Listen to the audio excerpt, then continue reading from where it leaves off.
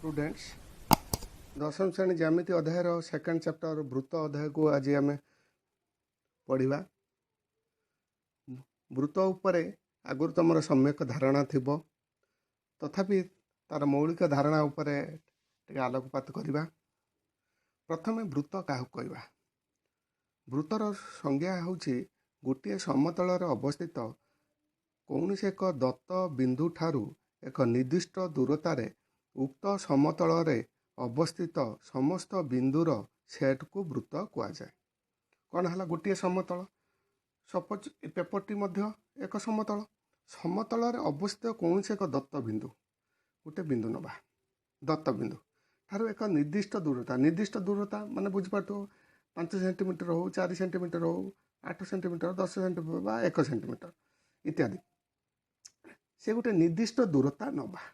निर्दिष्ट दूरता गोटे दत्त बिंदु ता नाम दबा धर ओ निर्दिष्ट दूरता ओ बी ओ ए है एक निर्दिष्ट दूरता ओ बिंदु ठारू ए निर्दिष्ट दूरतार से समतल केतटा बिंदु हो असंख्य बिंदु से असंख्य बिंदुर समाहार को बा समस्त बिंदुर सेट को वृत्त कहा जाए। कौन बुझिल एक निर्दिष्ट बिंदु ठारू एक निर्दिष्ट दूरतार थिबा से समतल समस्त बिंदुर सेट को वृत्त कहा जाए। गोटे समतल अवस्थित कौन से एक दत्त बिंदु ठारू एक निर्दिष्ट दूरतार उक्त समतल अवस्थित समस्त बिंदुर सेट को वृत्त कहा जाए। ताने वृत्तटा कौन ए बिंदु मानकर समाहार को वृत्त कहुब।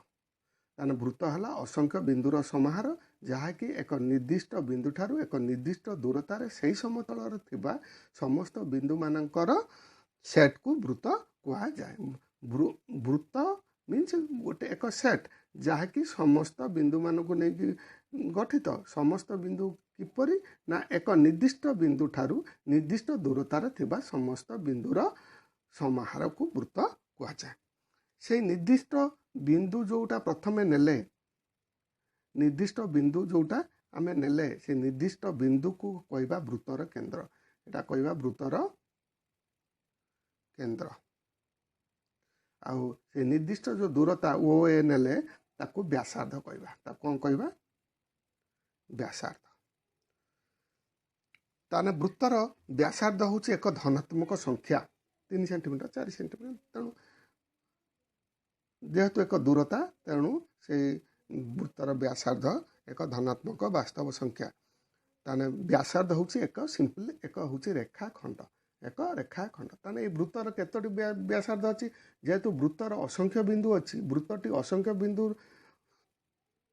र सेट तेणु एक निर्दिष्ट बिंदु जे कि वृत्तर केंद्र से निर्दिष्ट एवं से जो असंख्य बिंदु मान को संयोगकारी रेखाखंड होछि गोटे गोटे व्यासार्ध। ताने गोटे वृत्तर व्यासार्ध संख्या केते असंख्य। ताने व्यासार्ध होछि एक धनात्मक व्यासार्ध होछि एक धनात्मक संख्या आउ एक व्यासार्ध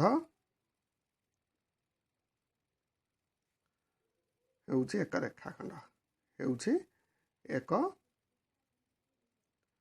रेखाखंड। क्लियर। तेणु वृत्तर संज्ञा बुझिले तार केंद्र बिंदु बुझिले एवं तार व्यासार्ध र संज्ञा आम जानिले। वृत्तर नामकरण एस वृत्त बा जेकोसी 3टी वृत्त उपरिस्थ बिंदु को ए बी सी वृत्त कहि परिबा ए बी सी वृत्त कहि परिबा बा केवल एस वृत्त मध्य कहि परिबा। ताले या परे आमे बुझिबा वृत्तर जिया कौन।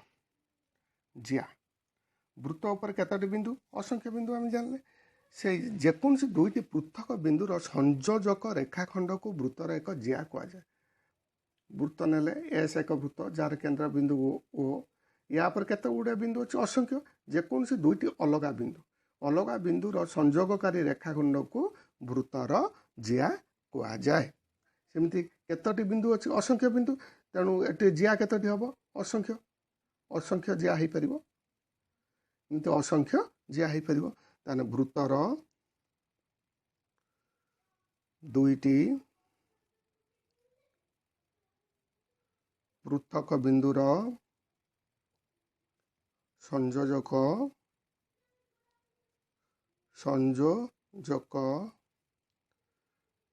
ରେଖାଖଣ୍ଡକୁ ବୃତ୍ତର ଏକ ଜିଆ କୁହାଯାଏ। ସପୋଜ ଏ ବି ଏକ ଜିଆ, କାହିଁକି ଏ ବିନ୍ଦୁଟି ବୃତ୍ତ ଉପରେ, ବି ବିନ୍ଦୁଟି ମଧ୍ୟ ବୃତ୍ତ ଉପରେ, ଦୁଇଟି ଅଲଗା ବିନ୍ଦୁ। ଉକ୍ତ ଅଲଗା ବିନ୍ଦୁକୁ ଆମେ ଏକ ସଂଯୋଜକାରୀ ରେଖାଖଣ୍ଡ ମାଧ୍ୟମରେ ଯୋଡ଼ିଛନ୍ତି। ତେଣୁ ଏ ବି ହେଉଛି ଏକ ଜିଆ, ଏ ବି ଏକ ଜିଆ। ତାହେଲେ ଏ ଜିଆର ପ୍ରାନ୍ତ ବିନ୍ଦୁ କିଏ? ଏ ଆଉ ବି। ବୃତ୍ତର ଏକ ଜିଆର ପ୍ରାନ୍ତ ବିନ୍ଦୁ ବୃତ୍ତ ଉପରିସ୍ଥ ଅଟେ। ଆଚ୍ଛା, ଏଇଭଳି କେତୋଟି ଜିଆ ହେଇପାରିବ? ଅସଂଖ୍ୟ ଜିଆ। ତାହେଲେ ବୃତ୍ତର କେତୋଟି ଜିଆ ଥାଏ? ଅସଂଖ୍ୟ ଜିଆ ଥାଏ। ହେଲା, ଏବେ ବୃତ୍ତର ବ୍ୟାସ ବିଷୟରେ ବୁଝିବା। ଏସ୍ ଏକ ବୃତ୍ତ ଯାହାର କେନ୍ଦ୍ରବିନ୍ଦୁ ଓ। ଯେଉଁ ଜିଆଟି ବୃତ୍ତର କେନ୍ଦ୍ର ଦେଇକି ପାସ୍ କରେ ବା ଯାଏ ତାକୁ ବୃତ୍ତର ବ୍ୟାସ କୁହାଯାଏ। ତାହେଲେ ଏ ଆଉ ଗୋଟେ ବି, ଏ ବି ହେଉଛି ବୃତ୍ତ ଉପସ୍ଥ ଯେକୌଣସି ଦୁଇଟା ବିନ୍ଦୁ, ଏବଂ ଏ ବି ଜିଆଟି ବୃତ୍ତର କେନ୍ଦ୍ର ଦେଇକି ଯାଇଛି ନା ଯାଇନି? ଯେକୌଣସି ଦୁଇଟି ବିନ୍ଦୁ ନୁହେଁ, ଏ ଆଉ ବି ଦୁଇଟି ବିନ୍ଦୁ ଏବଂ ଏ ବି ଯେଉଁ ସଂଯୋଜକାରୀ ରେଖାଖଣ୍ଡ ଯାହାକି ଏକ ଜିଆ ତାର ବୃତ୍ତର କେନ୍ଦ୍ର ଦେଇକି ଯାଏ, ଏହାକୁ ବ୍ୟାସ କୁହାଯାଏ। ତାହେଲେ ଯେଉଁ ଜିଆ ବୃତ୍ତର କେନ୍ଦ୍ର ମାଧ୍ୟମରେ ପାସ୍ କରେ ବା ଯେଉଁ ଜିଆରେ ବୃତ୍ତର କେନ୍ଦ୍ର ଅବସ୍ଥିତ, ସେହି ଜିଆକୁ ବୃତ୍ତର ଏକ ବ୍ୟାସ କୁହାଯାଏ। ଯେଉଁ ଜିଆରେ ବୃତ୍ତର କେନ୍ଦ୍ର ଅବସ୍ଥିତ, ସେହି ଜିଆକୁ ବୃତ୍ତର ଏକ ବ୍ୟାସ କୁହାଯାଏ। ତାହେଲେ ବ୍ୟାସ ହେଉଛି ଏକ ରେଖାଖଣ୍ଡ ଯାହାର ପ୍ରାନ୍ତ ବିନ୍ଦୁ ଦ୍ୱୟ ବୃତ୍ତ ଉପରିସ୍ଥ ଏବଂ ମଧ୍ୟବିନ୍ଦୁ ହେଉଛି ବୃତ୍ତର କେନ୍ଦ୍ର। ହେଲା, କ୍ଲିଅର? ଆଚ୍ଛା, ବ୍ୟାସ ମଧ୍ୟ ଏକ ଧନାତ୍ମକ ବ୍ୟାସ ମଧ୍ୟ ଏକ ଧନାତ୍ମକ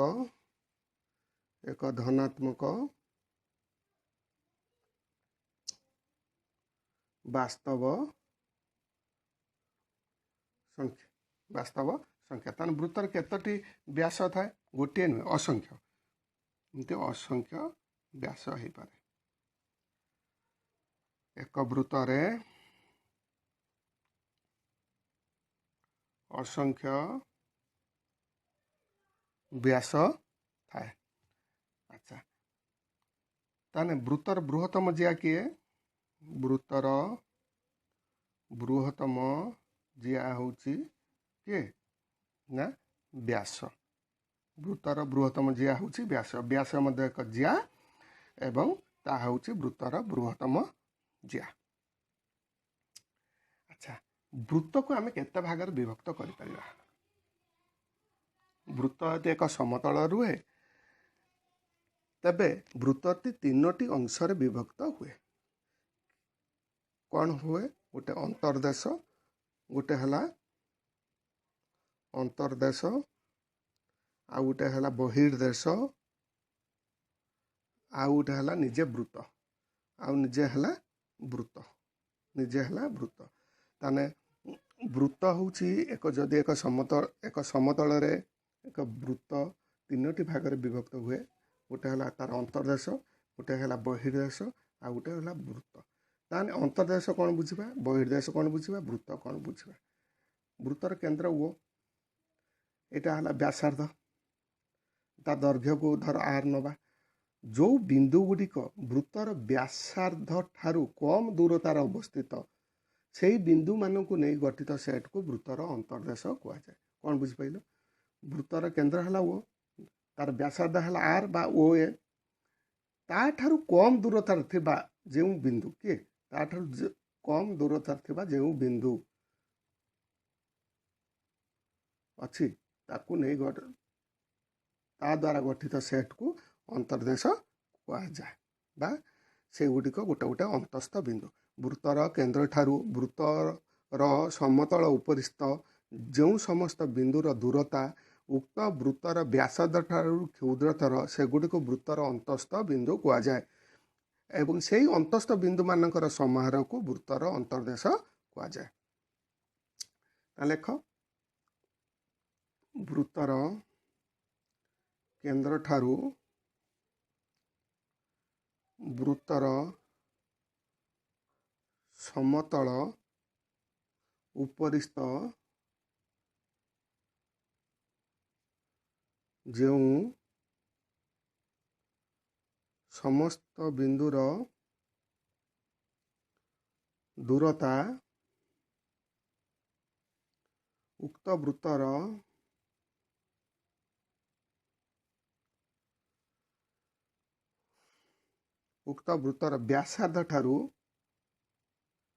ବ୍ୟାସାର୍ଦ୍ଧଠାରୁ କ୍ଷୁଦ୍ରତର ସେଗୁଡ଼ିକୁ ଅନ୍ତସ୍ଥ ବିନ୍ଦୁ କୁହାଯାଏ। ଅନ୍ତସ୍ଥ ବିନ୍ଦୁ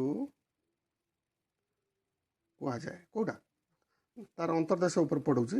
ଆଉ ସେଇ ବିନ୍ଦୁମାନଙ୍କର ସମାହାରରେ ଗଠିତ ସେଟ୍କୁ ସେଇ ବିନ୍ଦୁ ମାନଙ୍କର ଗଠିତ ସେଟ୍କୁ ବୃତ୍ତର ଅନ୍ତର୍ଦେଶ କୁହାଯାଏ। ଅନ୍ତର୍ଦେଶ କୁହାଯାଏ। ତା ମାନେ ଗୋଟେ ବିନ୍ଦୁ ନେବା ପି ତାହେଲେ କ'ଣ ବୁଝିବା ଓ ପିର ଦୈର୍ଘ୍ୟ ଗୋଟେ ବିନ୍ଦୁ ନେଲେ ପି ତାହେଲେ ଓ ପିର ଦୈର୍ଘ୍ୟ ଓ ଏର ଦୈର୍ଘ୍ୟ ଠାରୁ କମ୍ ତେଣୁ ଓ ପିର ଦୈର୍ଘ୍ୟ ଓ ଏ ବା ଆର ଦୈର୍ଘ୍ୟ ଠାରୁ କମ୍ ବୁଝିବାର। ତେଣୁ ତେବେ ପି ବିନ୍ଦୁକୁ କହିବା ବୃତ୍ତର ଅନ୍ତସ୍ଥ ବିନ୍ଦୁ। ସେଇଭଳି ଯେତେ ଗୁଡ଼ିଏ ବିନ୍ଦୁ ଅଛି ତାର ଗଠିତ ସେଟ୍କୁ ବୃତ୍ତର ଅନ୍ତର୍ଦେଶ କୁହାଯାଏ। ସେମିତି ବହିର୍ଦେଶ ଉପରେ ପଢ଼ିବା। ବହିର୍ଦେଶ ଯେଉଁ ବିନ୍ଦୁ ଗୁଡ଼ିକ ଧର ଗୋଟେ ପି ଏକ ବିନ୍ଦୁ ଅଛି ତାହେଲେ କେନ୍ଦ୍ର ହେଲା ଓ ପିର ଦୂରତା ଗ୍ରେଟର ଦେନ୍ ବ୍ୟାସାର୍ଦ୍ଧର ଦୈର୍ଘ୍ୟ ଠାରୁ ଅଧିକା। ସେଇଭଳି ବିନ୍ଦୁମାନଙ୍କର ଗଠିତ ସେଟ୍କୁ ନା ସେଇ ବିନ୍ଦୁକୁ କ'ଣ କହିବା ନା ବୃତ୍ତର ବହିସ୍ଥ ବିନ୍ଦୁ। ବୃତ୍ତର ବହିସ୍ଥ ବିନ୍ଦୁ କହିଲେ କ'ଣ ବୁଝିବା ଯେଉଁ ବିନ୍ଦୁ କେନ୍ଦ୍ରଠାରୁ ତାର ଦୈର୍ଘ୍ୟ ଏବଂ ବୃତ୍ତର ବ୍ୟାସାର୍ଦ୍ଧ ଦୈର୍ଘ୍ୟ ଠାରୁ ବୃହତ୍ତର ସେଇ ବିନ୍ଦୁକୁ ବୃତ୍ତର ଅନ୍ତସ୍ଥ ବିନ୍ଦୁ କହିବା ଏବଂ ସେଇ ବିନ୍ଦୁମାନଙ୍କର ଗଠିତ ସେଟ୍କୁ ବହିର୍ଦେଶ କହିବା। କ୍ଲିୟର। ଏବଂ ବୃତ୍ତ କୋଉଟା କେବଳ ଏଇ ଉପରି ଭାଗରେ ଯେଉଁ ବିନ୍ଦୁ ଅଛି ସେଇମାନଙ୍କର ଗଠିତ ସେଟ୍କୁ ବୃତ୍ତ କହିବା। ଯେଉଁଟାକି ତୁମକୁ ପଢ଼େଇଦେଲି ବୃତ୍ତର ସଂଜ୍ଞା ପ୍ରଥମେ କହିଥିଲି ବୁଝିଗଲା। ତେବେ ଏକ ସମତଳରେ ବୃତ୍ତ ସେଇ ସମତଳକୁ କେତେ ଭାଗରେ ବିଭକ୍ତ କରେ ନା 3 ଭାଗରେ। ଗୋଟେ ଅନ୍ତର୍ଦେଶ ଗୋଟେ ବହିର୍ଦେଶ ଆଉ ନିଜେ ଗୋଟେ ବୃତ୍ତ। ଅନ୍ତର୍ଦେଶ କହିଲେ କ'ଣ ବୁଝ ତ ମୁଁ ଲେଖିଦେଲି। ଠିକ୍ ସେହିପରି ବହିର୍ଦେଶ ଲେଖିବ। ବୃତ୍ତର କେନ୍ଦ୍ରଠାରୁ ବୃତ୍ତର ସମତଳ ଉପରିସ୍ଥ ଯେଉଁ ସମସ୍ତ ବିନ୍ଦୁର ଦୂରତା ଉକ୍ତ ବୃତ୍ତର ବ୍ୟାସାର୍ଦ୍ଧ ଠାରୁ କ୍ଷୁଦ୍ରତର ମାନେ ବୃହତ୍ତର ସେଗୁଡ଼ିକୁ ବହିସ୍ଥ ବିନ୍ଦୁ କୁହାଯାଏ। ସେହି ବିନ୍ଦୁମାନଙ୍କର ଗଠିତ ସେଟ୍କୁ ବୃତ୍ତର ବହିର୍ଦେଶ କୁହାଯାଏ। ଆଉ ବୃତ୍ତର ଅନ୍ତର୍ଦେଶ ଏକ ଉତ୍ତଳ ବୃତ୍ତର ଅନ୍ତର୍ଦେଶ ଏକ ଉତ୍ତଳ ସେଟ୍। ବୃତ୍ତର ଅନ୍ତର୍ଦେଶ ଏକ ଉତ୍ତଳ ସେଟ୍।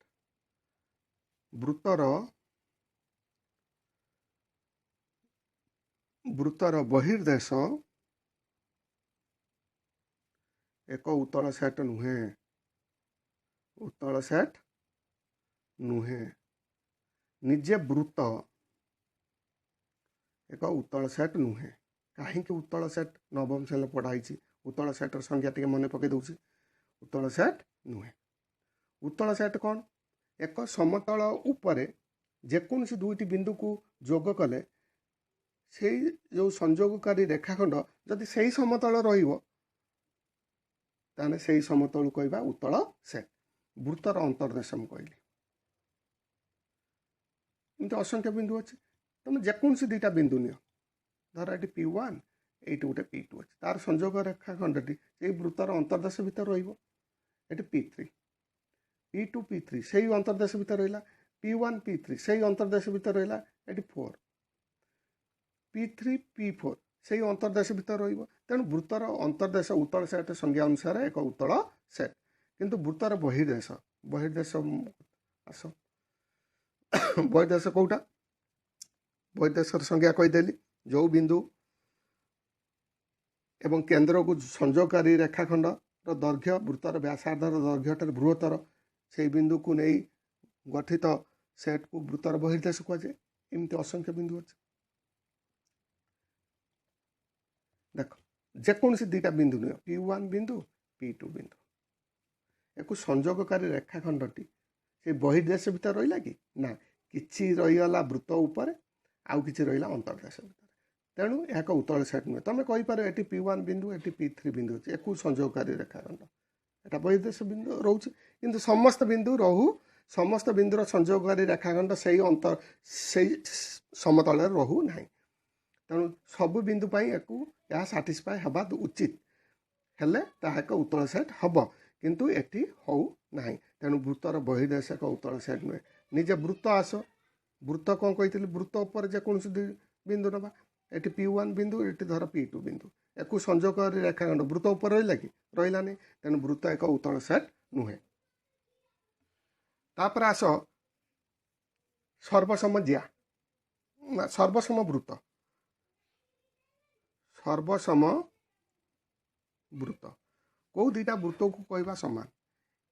ଏକାଧିକ ବୃତ୍ତର ବ୍ୟାସାର୍ଦ୍ଧ ସମାନ ହେଲେ, ଇଏ ଗୋଟେ S1 ବୃତ୍ତ, S2 ବୃତ୍ତ, S3 ବୃତ୍ତ, ୟାର କେନ୍ଦ୍ର ହେଲା O1, ୟାର କେନ୍ଦ୍ର ହେଲା O2, ୟାର କେନ୍ଦ୍ର ଧର O3, ୟାର ବ୍ୟାସାର୍ଦ୍ଧ ଦୈର୍ଘ୍ୟ R1, ୟାର ବ୍ୟାସାର୍ଦ୍ଧ ଦୈର୍ଘ୍ୟ ଧର R2, ୟାର ବ୍ୟାସାର୍ଦ୍ଧ ଦୈର୍ଘ୍ୟ R3। କିନ୍ତୁ କ'ଣ କହୁଛି, ସର୍ବସମ ବୃତ୍ତ କେତେବେଳେ ହେବ? S1 ବୃତ୍ତ ସର୍ବସମ, S2 ବୃତ୍ତ ସର୍ବସମ, S3 ବୃତ୍ତ, ତିନିଟି ବୃତ୍ତ ଏଠି ସର୍ବସମ ଯଦି ସମସ୍ତଙ୍କର ବ୍ୟାସାର୍ଦ୍ଧ ଦୈର୍ଘ୍ୟ ସମାନ ହୁଏ। ଏଇଭଳି ଯେତେ ଗୁଡ଼ିଏ ସର୍ବସମ ବୃତ୍ତ ନେବା, ତାଙ୍କର ବ୍ୟାସାର୍ଦ୍ଧ ଦୈର୍ଘ୍ୟ ସମାନ। କ୍ଲିୟର? ଏଇଟା କହିବା ସର୍ବସମ ବୃତ୍ତ। ତାପରେ ସର୍ବସମ ଜିଆ କ'ଣ?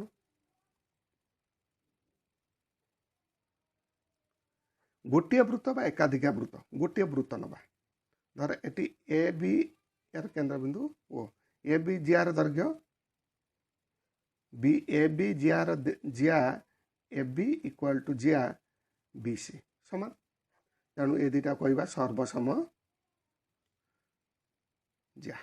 ଧର ଏକାଧିକ ବୃତ୍ତ ନେବା, S1 ବୃତ୍ତ, S2 ବୃତ୍ତ, ୟାର କେନ୍ଦ୍ରବିନ୍ଦୁ O1, ୟାର କେନ୍ଦ୍ରବିନ୍ଦୁ O2, ୟାର ଜିଆ ହେଲା AB, ୟାର ଜିଆ ହେଲା CD। ଯଦି AB ଜିଆ ସର୍ବସମ ହୁଏ CD ବା AB ଜିଆର ଦୈର୍ଘ୍ୟ CDର ଜିଆ ଦୈର୍ଘ୍ୟ ସମାନ, ଏ ଦୁଇଟା କହିପାରିବା ମଧ୍ୟ ସର୍ବସମ ଜିଆ। ଗୋଟିଏ ବୃତ୍ତ ହେଉ ବା ଏକାଧିକ ବୃତ୍ତ ହେଉ, ଯେଉଁ ଜିଆମାନଙ୍କ ଦୈର୍ଘ୍ୟ ସମାନ ସେମାନଙ୍କୁ ସର୍ବସମ ଜିଆ କହିବା। ବୃତ୍ତ ଉପରେ ସମ୍ୟକ ମୁଁ ତୁମକୁ ଧାରଣା ଦେଲି, ତାର ବିଭିନ୍ନ ସଂଜ୍ଞା। ୟା ପର କ୍ଲାସ୍ରେ ଆମେ କିଛି ଉପପାଦ୍ୟର ପ୍ରମାଣ ବୁଝିବା। ଆଜି ପାଇଁ